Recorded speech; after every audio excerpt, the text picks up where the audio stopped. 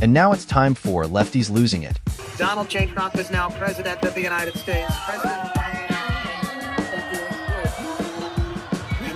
Produced for the first time ever anywhere the 40... Starting with the stupid bishop who turned Donald Trump's church service into what can only be described as an exorcism.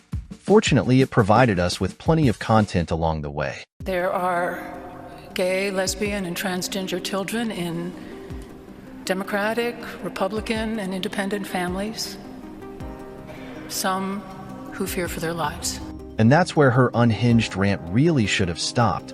But unfortunately, it didn't. I ask you to have mercy, Mr. President, on those in our communities whose children fear that their parents will be taken away, and that you help those who are fleeing war zones and persecution in their own lands to find compassion and welcome here. I have to say, this might just be my favorite J.D. Vance clip yet, because his expression says it all. There are gay, lesbian, and transgender children in Democratic, Republican, and independent families. Some who fear for their lives. God bless J.D. Vance. Isn't he the greatest? A big thanks to those at home who unearthed this 2020 clip of the same activist posing as a bishop now. It is a message of a call for justice, for swift justice for George Floyd, for systemic justice for all brown and black people who have been under the knee of this country in ways that we have witnessed time and again. I've given up speaking to President Trump. We need to replace President Trump. I wonder how this unstable woman was ever allowed to participate in the president's church service. This is something that urgently needs to be investigated. Let's talk about Democrat activist Harry Sison, who's losing his mind over the president's inauguration speech. He attacked people of color, he attacked LGBTQ plus Americans, he attacked average everyday Americans when he talked about putting his tariffs in, which are just going to raise costs for every single one of us. He ranted up there about being politically persecuted when in reality, he is a convicted felon. This is the same guy who can't even handle a simple question about human biology. Do you think there should be more than two genders in America? Yeah, I don't know what that executive order means. I don't know what the president declared. It means there are two genders, male and female. Do you disagree with that? How many genders are there, Harry? Yeah, come on, little guy. How many genders are there? Again, these guys don't know what they're talking about, so they won't be able Harry, to how many genders are there? How many genders are there, Harry? How many genders are there? What's the leak?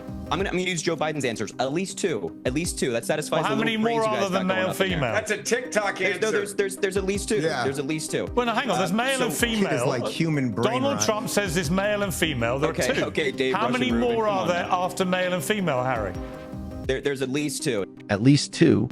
Poor Harry still hasn't grown up and figured out basic anatomy.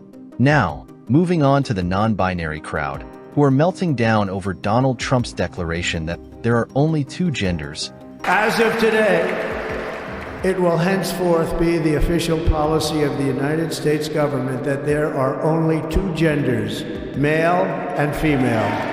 He has now claimed that there will only be the male and female gender that will be recognized in America. This sets back everything that the trans community has been working for, and we have already not been recognized in this country for centuries. Seriously? It's not that hard. There are two genders. It's as simple as that. Not something to cry over. Over at MSNBC, you'd think their crashing ratings would push them to finally give Trump some credit or see reason. But no. The second inaugural address in my take on it was that it had more of a vibe of a State of the Union address than an inaugural address, I think in part because it was indoors, and that made it sort of feel like he was addressing a joint session of Congress, even though he wasn't, even though this was an inaugural address. President Trump spoke in his sort of trademark low monotone. Has anyone checked on Joy Reid?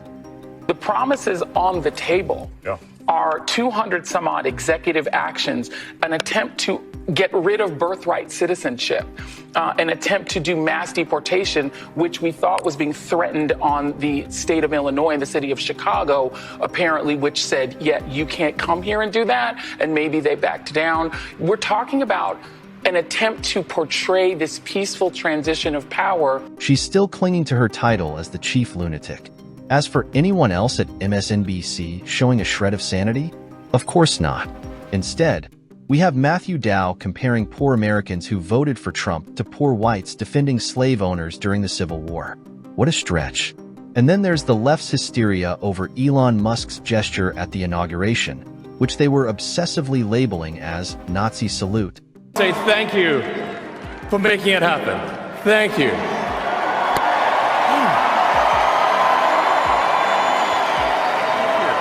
Things get awkward here. Has anyone asked Alexandria Ocasio-Cortez about her apparent Nazi salute? Or maybe the Democrats could explain their so-called violent symbolic gestures. Oh, and let's not forget the Village People who, according to these geniuses, managed to pull off not one but two Nazi salutes at the same time. Truly shameful.